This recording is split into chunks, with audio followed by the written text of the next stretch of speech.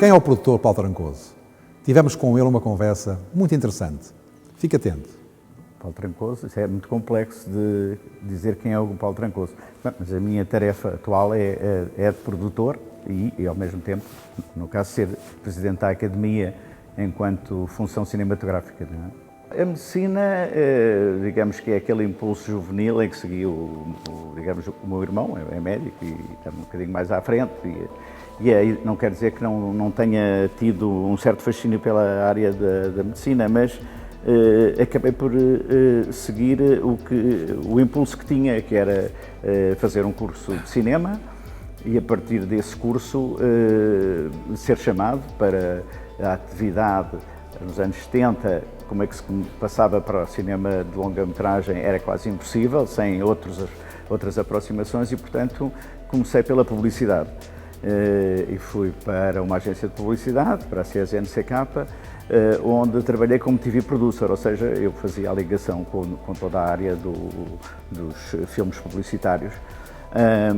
Naturalmente, a ligação com muitos dos realizadores e produtores da altura,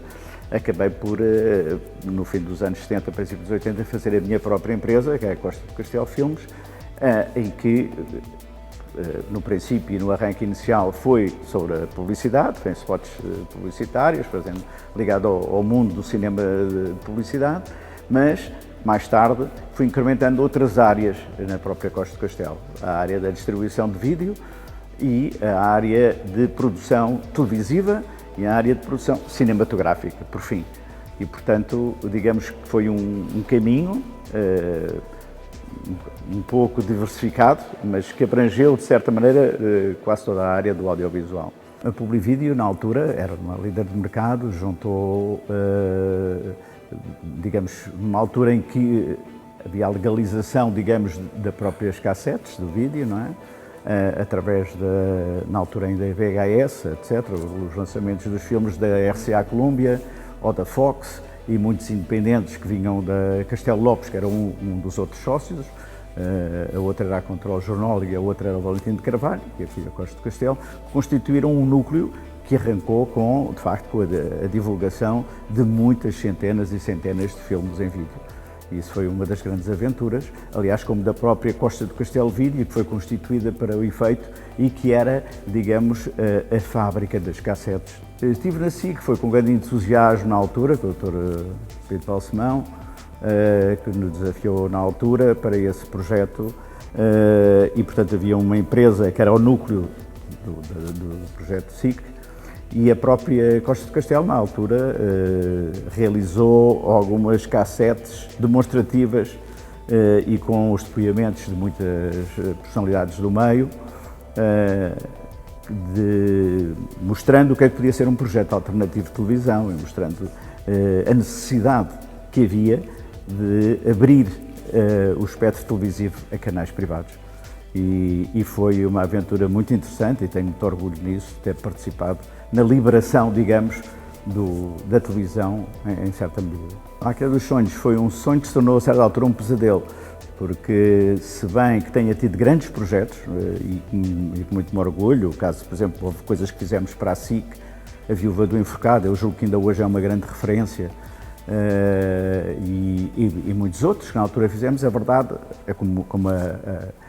fizemos uma novela também de referência, que foi a Banqueira do Povo, não é? E nesse caso para a RTP, a verdade é que, a certa altura, ter sócios está sempre riscos, e a certa altura a situação complicou-se e eu tive que sair, abandonar esse sonho e passar por uma outra realidade, que era a minha, da Costa do Castelo, mas houve trabalhos e obras que se fizeram na Máquina dos Sonhos que eu ainda hoje tenho grande prazer em recordar. A área das coproduções internacionais em que a Costa do Castelo se envolveu a certa altura foi uma área que me deu uma grande experiência em termos de troca de ideias com outros países e outras realidades de produção que não eram bem as nossas. E, portanto, aliás, na altura até havia quem levantasse, mas isso não são bem coproduções, mas eram, porque nós trabalhávamos imenso para as ter e íamos buscar também uma parte de financiamento pequeno, porque, óbvio, a nossa escala e em relação aos outros parceiros, a contribuição portuguesa é sempre mais pequena nestas grandes produções, mas conseguíamos, e tanto na área de coprodução, que é o caso, por exemplo, da Casa dos Espíritos, ou depois nas áreas de serviços, que também foi muito interessante, a Reine Margot, que foi um filme que se fez cá e que também que tem uma história muito interessante, porque era para ser feita em Itália, e na altura começou uma coisa que se chamava a Operação Mãos Limpas, e o Ministro da Cultura italiano pronto, deixou de ser ministro, e tudo o que estava acordado com a Itália acabou por não se fazer, e já não se pôde filmar a Itália. E num fim de semana, com um produtor francês, meu amigo, a equipe com o realizador e alguns elementos da produção voaram para Lisboa e procurámos os sítios e acabámos por achar e fizemos cá uma parte significativa do filme. E, portanto, todas essas experiências, que aliás terminou com um dos últimos filmes que também participei em termos de produção executiva, que foi o Comboio Noturno para Lisboa, outra vez reencontrando o Billy August, Jeremy Irons e outros membros da equipa de outros tempos, não é? Há 20 anos atrás, mas é sempre uma área que dá muito interesse e que eu vivo muito e espero continuar com esses projetos. A Amazónia e a Selva foi de facto uma experiência extrema em termos de produção, em que me envolvi completamente e arrisquei a própria empresa nessa altura, porque era um projeto muito caro, na altura, cerca de quase 4 milhões de euros, na altura era muito, e a mobilização de recursos foi feita, mas não estava completa, e portanto houve uma altura em que já faltava menos de metade, mas ainda era muito significativo. Nós tínhamos previsto ter o Eurimage, que é uma ajuda enorme nestes projetos internacionais, e à última da hora falhou o Eurimage. É óbvio que nós tínhamos a produção que era complicada, porque nós tínhamos estado um ano antes a ver os níveis de subida e descida do rio Amazonas em determinado sítio para construir o Seringal Paraíso, que era o cenário principal do filme, e portanto tínhamos começado a construir, digamos, o sítio um ano antes, para que, quando chegássemos ao ano seguinte, o rio estivesse no mesmo nível, mais ou menos, que tínhamos visto no ano anterior, na reperagem que tínhamos feito. E como estávamos a meio da produção, eu decidi não desistir. E claro que foi complicado, mas eu julgo que foi uma experiência muito grande e interessante que foi feita, de como é que nós, em Portugal, podemos conseguir chegar a fazer uma grande produção internacional. Na produção de um filme, há primeiro a criatividade do próprio projeto, ou seja, ainda em sonho, não é? E depois é o trabalho que leva a que esse sonho se construa e se torne realidade, e depois, às vezes, o resultado final não é bem o que nós pensávamos, às vezes é melhor, outras vezes é pior, mas, digamos, primeiro que tudo é preciso sonhar, e depois muito trabalho para o concretizar. Pensar em realizar filmes, pensei várias vezes, até porque tive uma escola enorme, que foi alguns 10 anos de realização quase diária de filmes de publicidade. E, portanto, se bem que as longas-metragens em publicidade é um minuto e meio, não é? Porque os filmes normalmente são de 20 ou 30 segundos, a verdade é que isso faz uma grande experiência e uma grande escola.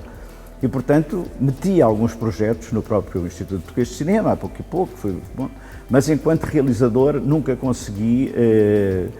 que se concretizassem ao nível do documentário, sim, ao nível da ficção, nunca. Isso não quer dizer que eu ainda não tentarei, se encontrar o projeto adequado e me sentir em forma para o realizar, que não quer dizer que não o venha ainda a apresentar um dia um projeto para a realização de uma longa-metragem. Eu julgo que o trabalho que marcou mais foi a Selva, porque foi um trabalho que estava a ser feito com um recurso a meios financeiros e a meios, ao mesmo tempo que estava a realizar também que se estava a produzir uma série para a SIC, que foi o Espírito da Lei. Ou seja, nesse espaço de tempo, nesses 3 meses, estava-se a realizar a longa-metragem no Amazonas, da Selva, e em Lisboa uma série que era o Espírito da Lei para a SIC. E, portanto, foi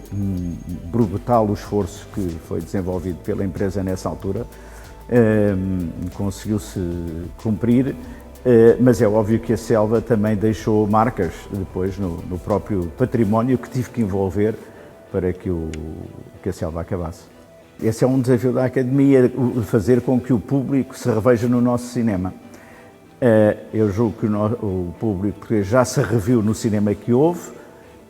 ainda não se revê inteiramente, até porque hoje em dia é difícil dizer o público. Há públicos, há vários públicos. E, portanto, eu julgo que é preciso que o cinema português, na sua diversidade, consiga cobrir os gostos que que os diversos públicos têm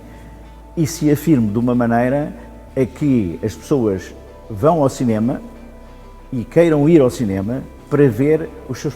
filmes portugueses. E a nossa cota de ecrã, que é relativamente pequena, ou tem sido relativamente pequena, exceto nos últimos anos, em que começou a ter algum desenvolvimento, lá está, por causa dessa diversidade de público, em que há filmes mais comédias para um grande público, há filmes de arte para um outro público, filmes de autor, filmes dramáticos para um outro, há documentários hoje em dia que já levam as pessoas ao cinema e, portanto, essa diversidade, se conseguir ter a distribuição e exibição própria, eu julgo que a nossa cota de ecrã irá subir e o público também se vai considerar mais satisfeito porque tem enorme escolha e diversa escolha em relação ao cinema português. O cinema europeu e o cinema português em particular tem como base o subsídio. Só que os subsídios, é preciso dizer isto muito claramente, não vêm do Orçamento de Estado. É que há uma grande confusão em termos públicos de que as verbas que vêm para o cinema têm a ver com os seus próprios impostos e as suas próprias finanças do Estado. O Estado é pura e simplesmente um árbitro que coleta uma percentagem da publicidade televisiva, dos anunciantes, portanto é o anunciante televisivo através de que vai para o Instituto Português de Cinema e aí depois é que é transformado e decidido por júris em subsídios. É óbvio que seria ideal que não houvesse júris e que o cinema português pudesse fluir, mas é difícil, em termos europeus é muito difícil, o que não quer dizer que já não hajam filmes, que hoje em dia já são feitos em Portugal, e eu julgo que já chegam talvez 20 e tal % dos filmes, talvez 30%, já são feitos fora do circuito dos subsídios do Instituto Português de Cinema. Portanto, já são feitos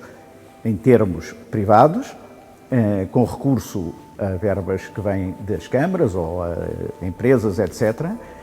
E só esperava que um dia a gente tenha uma lei adequada para esse tipo de desafios, que é, por exemplo, uma lei como a lei brasileira, que permite que haja um investimento das empresas na área da cultura e concretamente no cinema. Portanto, essa situação, que é uma espécie de mecenato,